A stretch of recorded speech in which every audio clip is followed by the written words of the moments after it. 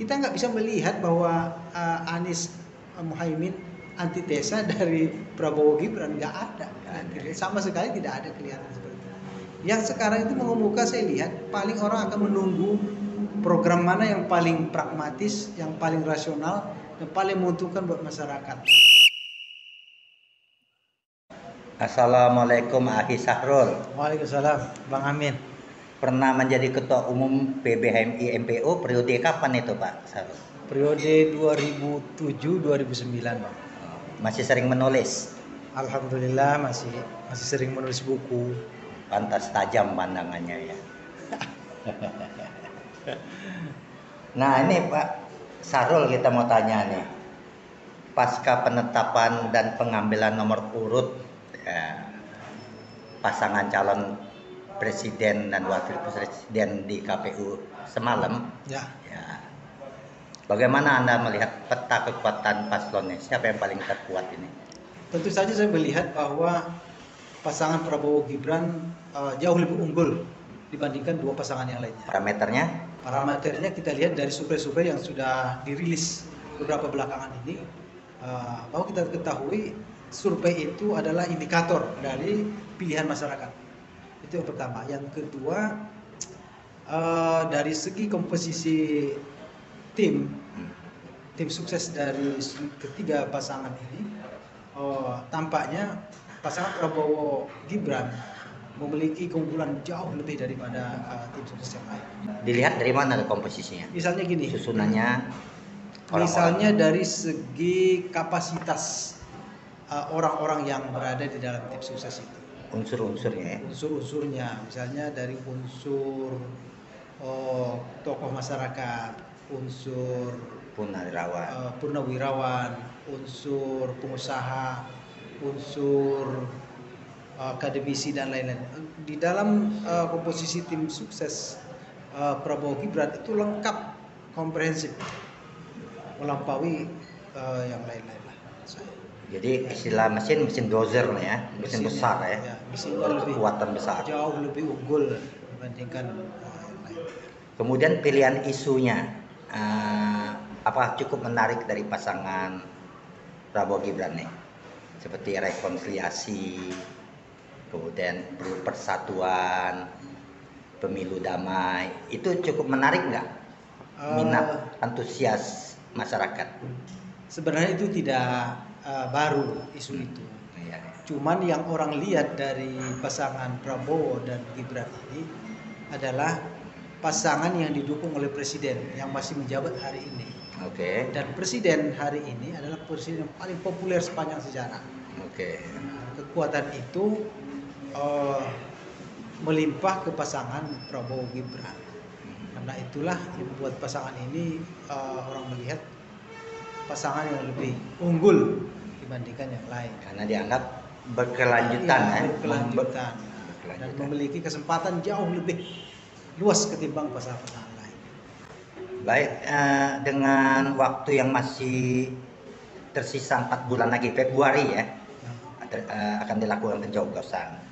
Pergerakan masih dinamis ya. Nah, bagaimana pasangan calon Prabowo Gibran ini untuk menjaga ritme elektoral atau menambah tingkat elektoralnya dan mencapai kemenangan? Apa yang mesti mereka camkan? Mereka lakukan ya. Perhatikan ya. Saya kira pasangan ini harus merawat apa yang sudah dimiliki saat ini, dari segi keunggulannya dan segi basis masanya, dari segi kapasitasnya dan semuanya itu dirawat, sambil secara waspada juga mengantisipasi ofensif dari kompetitornya. Misalnya yang seperti yang pernah kita diskusikan, yaitu tidak menutup kemungkinan ada gerakan kontra intelijen untuk mendiskreditkan pasangan capres Prabowo Gibran. Di antaranya mungkin yang bisa dieksploitasi oleh pihak lawan, yaitu semacam netralitas birokrasi. Karena memang orang melihat bahwa pasangan ini melanjutkan pemerintahan yang sudah berjalan saat ini. Jadi orang melihat paling birokrasi itu akan mendukung juga pasangan ini. Orang menyerang titik itu. Nah, tapi kan tidak ada juga logikanya bahwa netralitas birokrasi itu serta merta mendukung pasangan. Gitu. Terlebih pasangan Ganjar ini kan didukung oleh PDIP. PDIP notabene sebagai partai berkuasa. Ada 7 menterinya di kabinet. Nah tentu kan kita juga harus mewaspadai ketidaknetralan menteri-menterinya ya kan dengan program-programnya. Kedua, lembaga Badan Intelijen Negara itu adalah disinyalir orangnya PDIP, Budi Gunawan. Apakah ini Anda melihat sebagai playing victim gitu, seolah-olah menjadi korban, padahal pihak lawan yang akan melakukan ketidaknetralan ini? Ada Anda melihat indikasi seperti itu?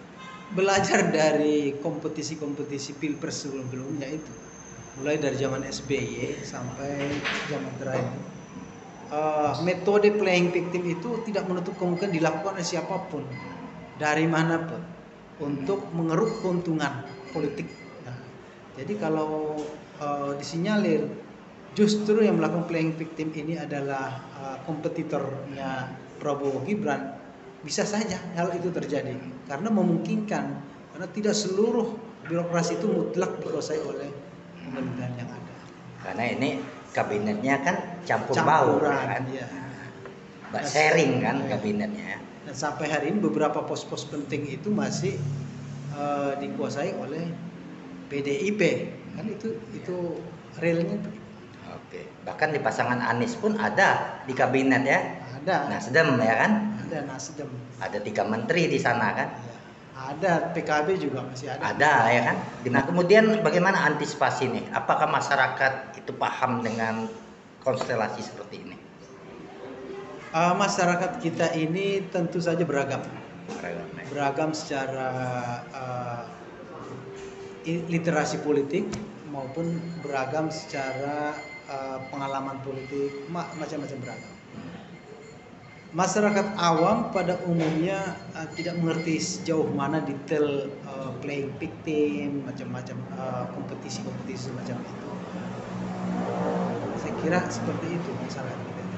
Cuman yang perlu kita garis bawahi adalah sebenarnya pasca reformasi terjadi suatu proses deideologisasi masyarakat, di mana masyarakat lebih rasional belakang, lebih pragmatis, sehingga dia tidak terlalu mudah untuk dieksploitasi sentimen-sentimen yang sifatnya untuk menggiring. Sudah lebih dewasa lah ketimbang zaman-zaman sebelum reformasi, dan makin matang sejak zaman Jokowi. Nah, saya melihat hal semacam itu, misalnya bagaimana eksploitasi playing victim itu untuk menyudutkan atau untuk menggerus dukungan terhadap Prabowo Gibran tidak terlalu signifikan. Sama sekali tidak signifikan. Dibaca dari situ. Dibaca dari tadi itu, dari situ. Dan itu sudah kita lihat berkali-kali semacam itu. Misalnya apa? Jokowi dieksploitasi sebagai PKI, cawe-cawe, tidak sama sekali tidak memberikan dampak sedikit pun pada elektabilitas, popularitas Jokowi selama ini. Nah, apalagi cuma tentang netralitas aparat dan sebagainya, sama sekali. Tidak sama sekali ya. Untuk mencegah ini ya, agar tidak terulang lagi gesekan-gesekan ini semakin kuat ya kan. Kemudian habis pemilu siapapun menang, selesai ini urusannya. Dapat gak ini dilakukan oleh pasangan calon yang menang nih dan pihak yang kalah? Atau semakin mengeras?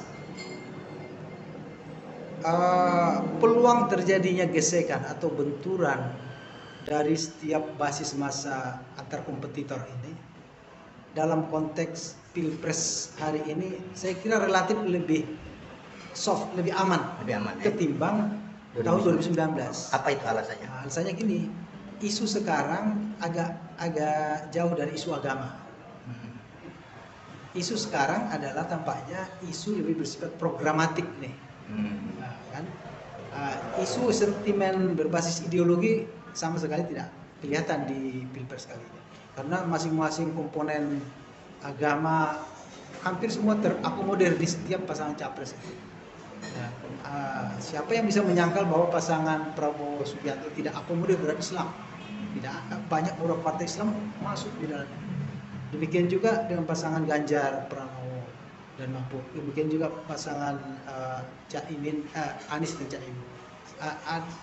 Setiap agama itu komponen agama ada terserap di situ.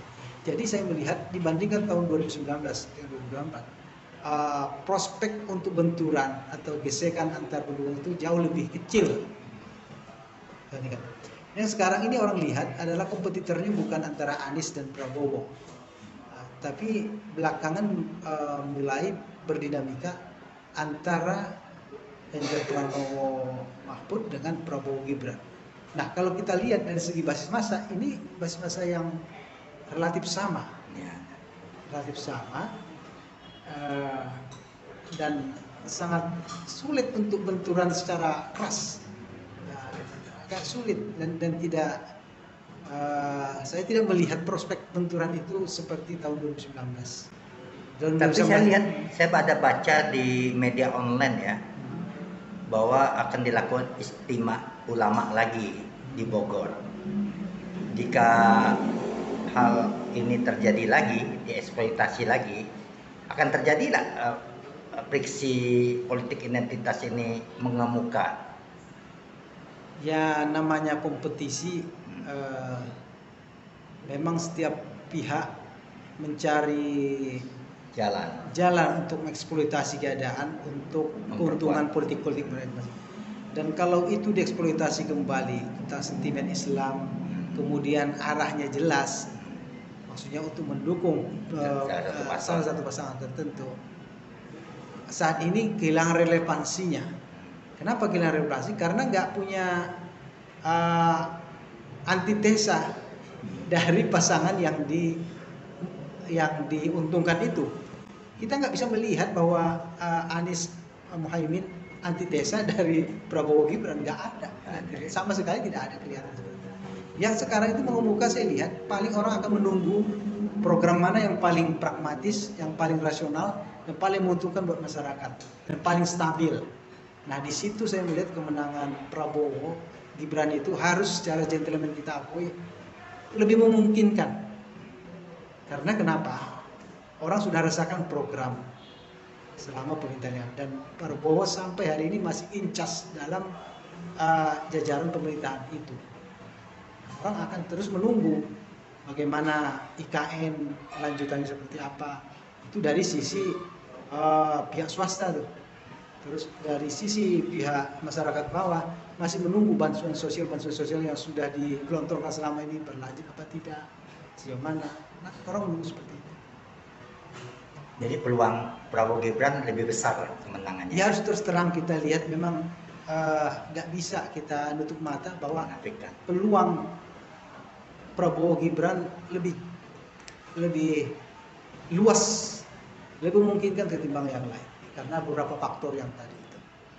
Dan kita melihat ada upaya-upaya sebenarnya untuk mengganjal itu dengan melakukan delegitimasi melalui isu nepotisme, isu MK sebagainya. Tapi nyatanya tidak berhasil menurut saya. Kenapa? Karena memang tidak ada sarana untuk mendelegitimasi itu melalui proses di MK. Jadi dengan penetapan dan mendapat nomor undian nomor urut paslon sudah selesai semua ya? Ya, itu artinya kan ini akan masuk ke tahap berikutnya. Baik ya. Bukan lagi ada suasana menunggu jadi apa tidak jadi. Ini udah barang sudah jadi. Tinggal sudah dipilih apa tidak dipilih. Sudah mulai proses pemilu sebagaimana yang sudah diatur oleh KPU itu. Baik Pak Sarul. Terima kasih infonya.